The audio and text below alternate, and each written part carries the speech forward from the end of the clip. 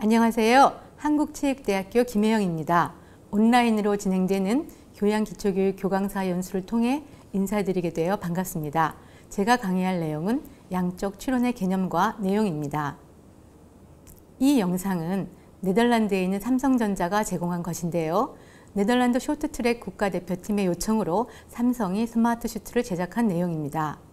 선수들은 하체에 5개의 동작 센서가 부착된 스마트 슈트를 입고 훈련을 하는데, 이 센서로 인해 지도자가 실시간으로 선수의 자세를 확인하고 엉덩이 위치가 올라가면 바로 손목에 찬 스마트 시계의 진동이 울리게 되어 선수가 다시 자세를 낮추도록 되어 있습니다.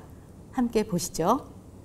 Want hoe dieper je zit, hoe meer kracht je kunt leveren en uiteindelijk hoe sneller je gaat. Maar wat is dan de ideale hoogte? Hoe diep moet je dan zitten? Tot nu toe schatten we dat in op gevoel, dus daar valt voor ons nog zoveel te winnen. In het Samsung Smart Suit zitten 5 sensoren, waarmee we real-time kunnen meten hoe diep de schaatser zit. En het mooie is, je kan op hetzelfde moment een signaal geven naar de rijder dat hij nog iets dieper moet gaan zitten.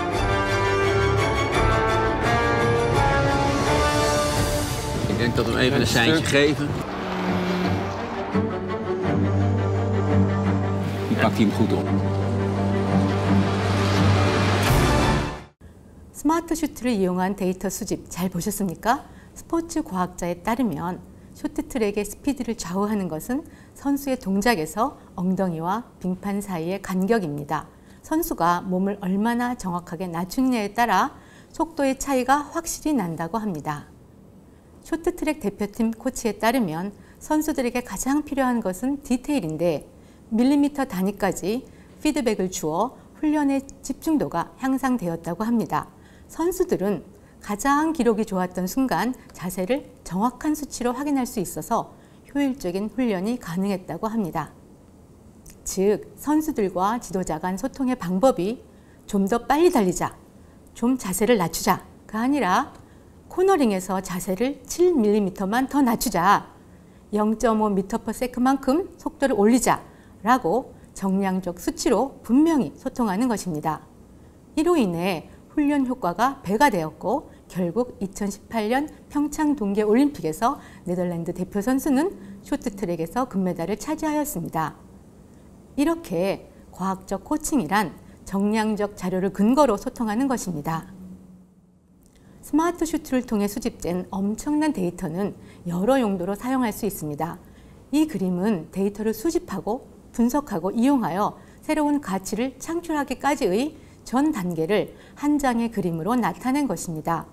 이 과정을 애널리틱스라고 하는데, 빅데이터로 필승 전략을 짜는 것입니다. 일단 데이터를 수집한 후 수학과 통계를 적용해서 분석하고 적절한 예측 모델을 선택하여 의미 있는 결과를 도출하여 의사결정에 필요한 선수나 지도자에게 제공하는 것입니다. 이 결과를 가지고 지도자는 작전이나 전략을 짜고 승률을 예측할 수 있습니다. 또한 선수들의 평가 자료로도 활용하여 연봉 협상에도 적용할 수 있습니다. 결국 실제 데이터로부터 새로운 가치를 얻거나 문제를 해결할 수 있는 것인데, 이와 같은 과정은 정량적 사고를 근간으로 합니다. 애널리틱스는 양적 문해력, 정보 수용 능력, 총체적 조망 능력 등 대학의 교양 기초교육에서 함양해야 할 능력과 자질이 필요한 과정이고, 특히 양적 추론 능력을 필요로 합니다. 오늘 제가 말씀드릴 내용은 정량적 사고방식, 즉 양적 추론에 대한 것입니다. 이제부터 양적 추론의 개념과 내용, 그리고 특징에 대해서 알아보겠습니다. 교기원 표준 모델에 따르면 기초교육은 대학에서 학문 수행을 하는데 공통적으로 요구되며 학사 과정 이후의 활동에서도 지속적으로 활용하게 될 기본적 능력을 함양하는 것입니다. 즉, 학문 탐구를 위한 보편적 문해 능력과 비판적 사고 능력, 그리고 의사소통 능력을 함양하는 것이 기초교육의 목표입니다. 그러나 현재 대부분 대학에서 기초교육은 국어, 영어 등 의사소통 능력 중심이며 비판적 사고 능력과 보편적 문해 능력을 담당해야 하는 기초과학 및 수학은 사실 이공계 학생들의 전공 기초교육으로서의 역할을 하고 있습니다. 따라서 기초교육에서 함양해야 할 수리통계적 해석교육과 과학교육을 위하여 양적 추론을 제안드립니다.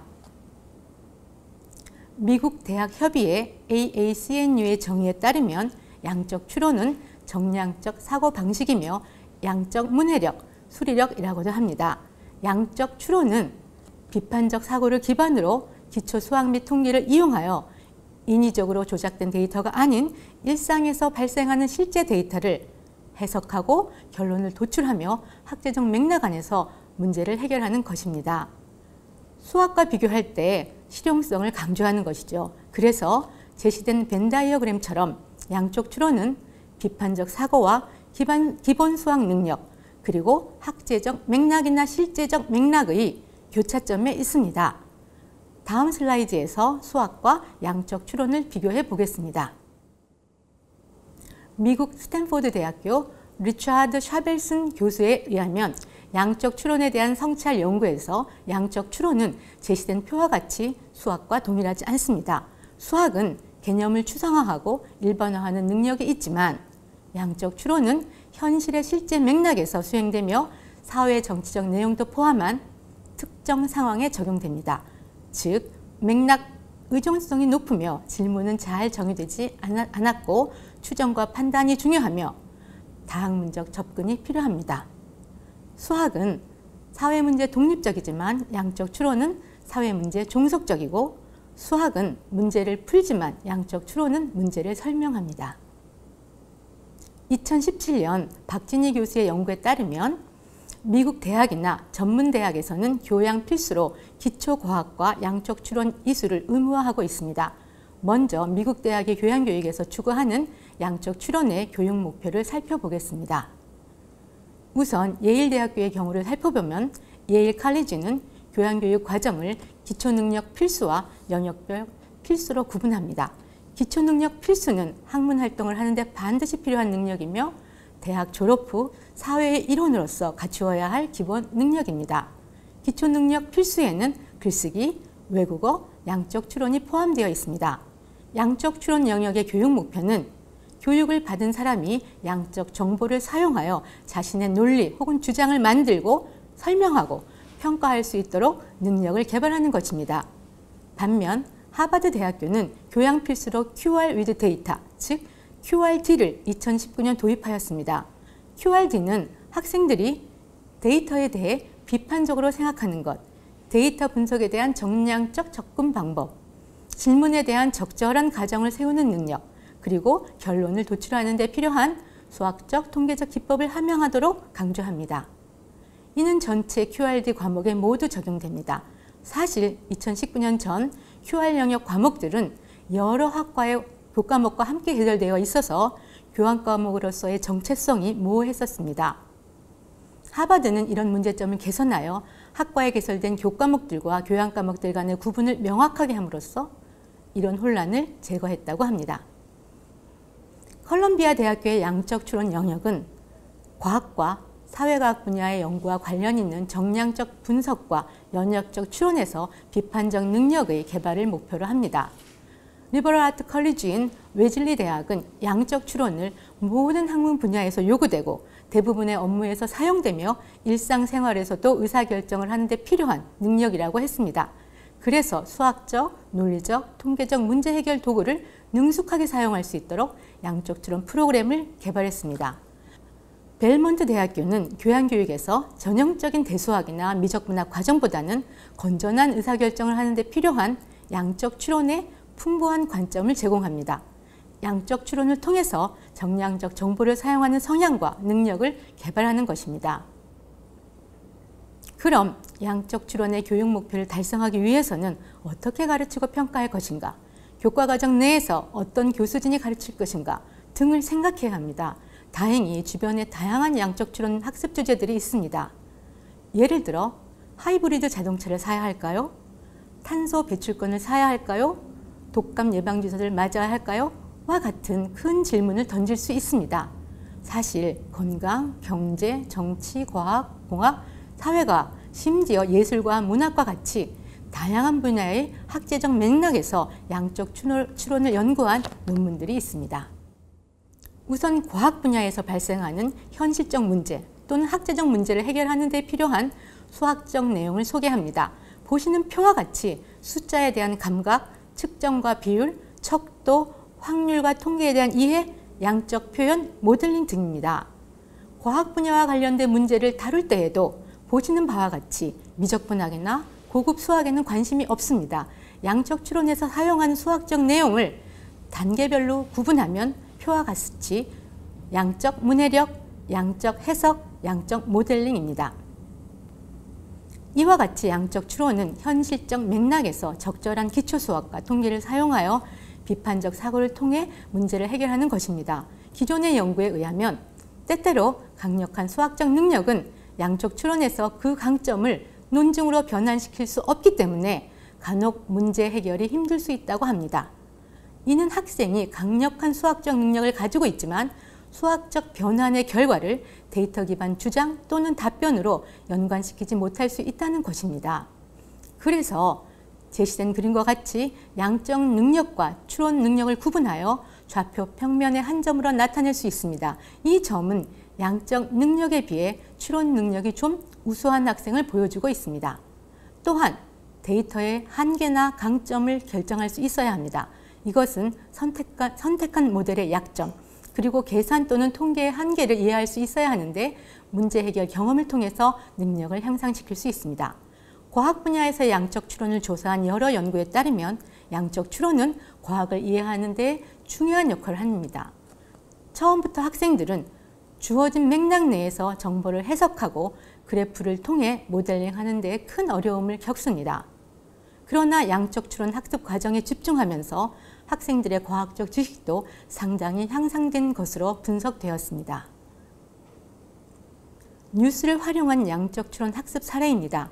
제시된 신문 기사는 2019년 글로벌 헬스 보고서를 인용해서 작성된 내용으로 한국의 100만 장자는 74만 명이고 전 세계 상위 0.9%가 전체 부의 44%를 차지한다는 것입니다.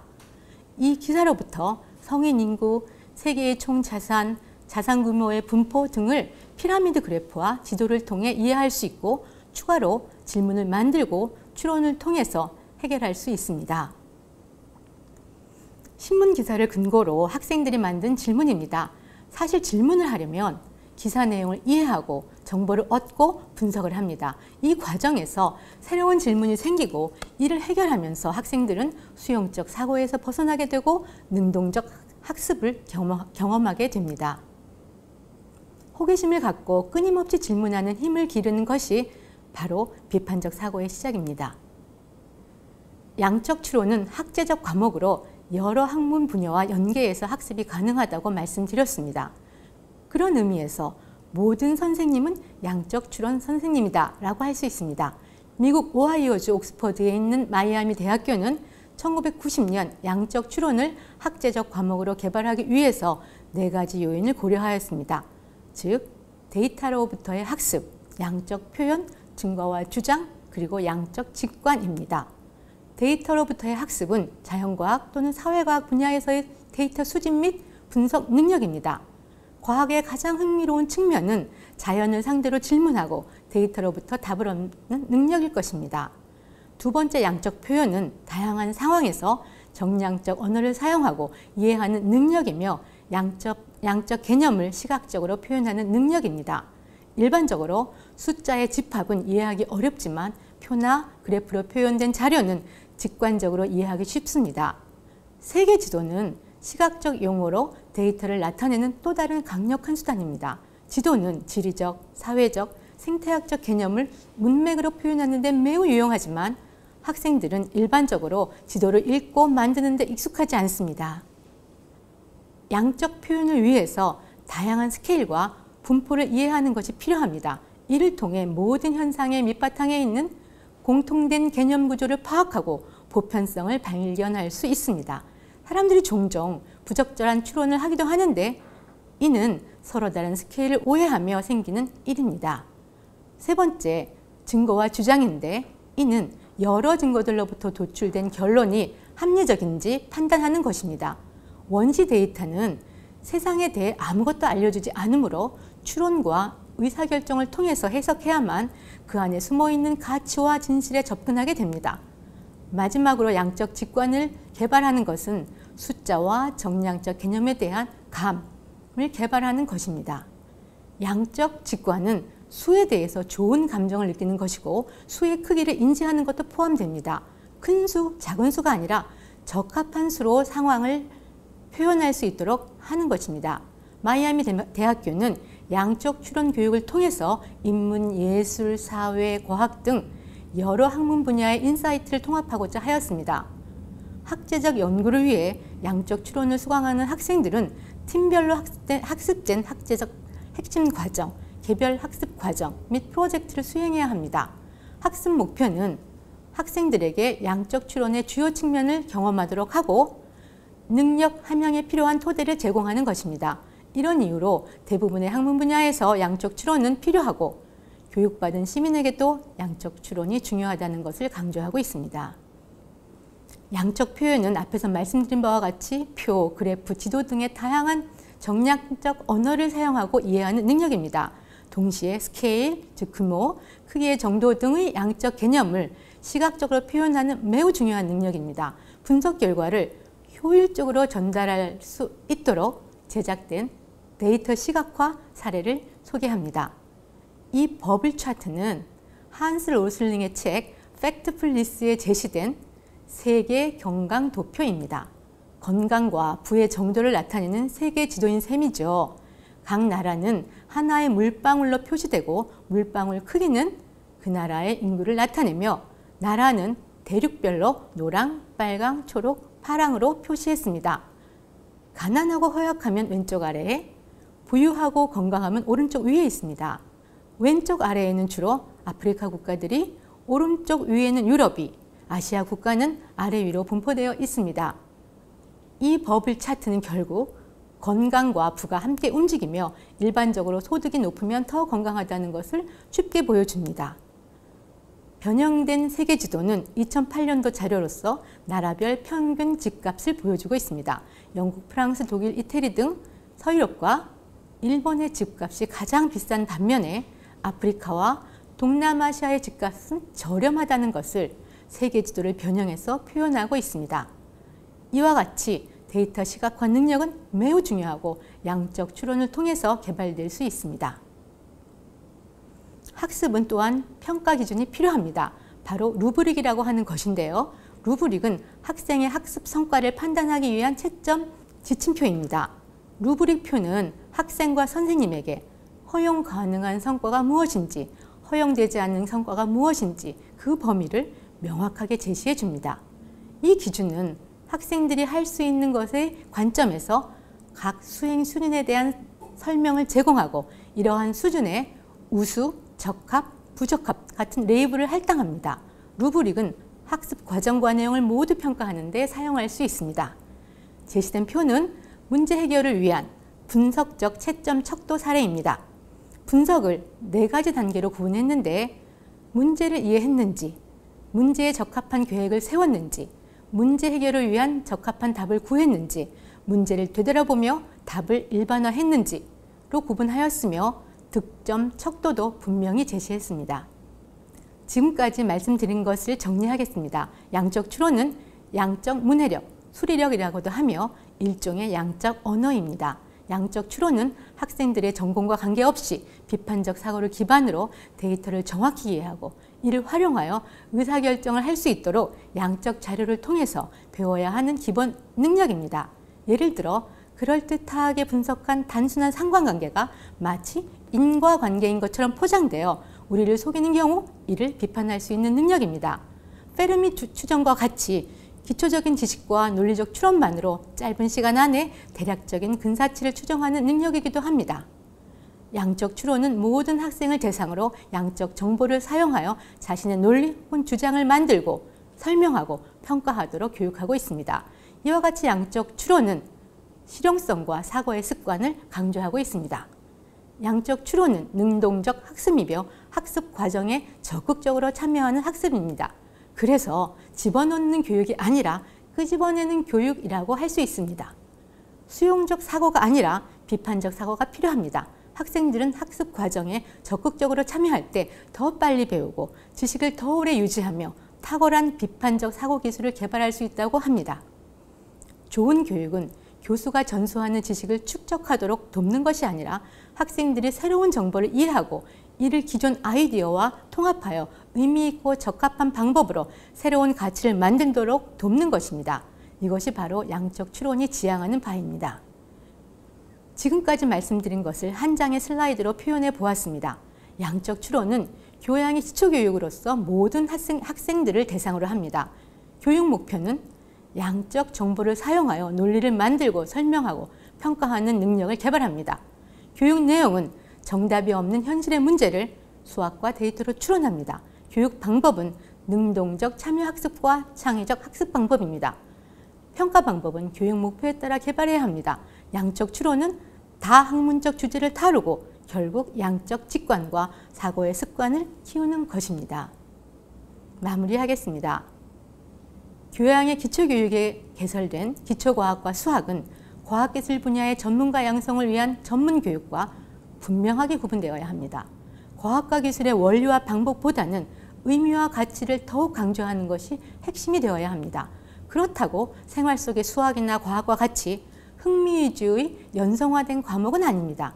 그래서 교양의 기초교육에서 다루어야 할 수리통계적 해석교육과 과학교육으로 양적 추론을 제안했습니다. 교양의 기초교육은 복잡한 사회에서 합리적이고 민주적인 의사결정을 하는 데 중요한 역할을 담당합니다.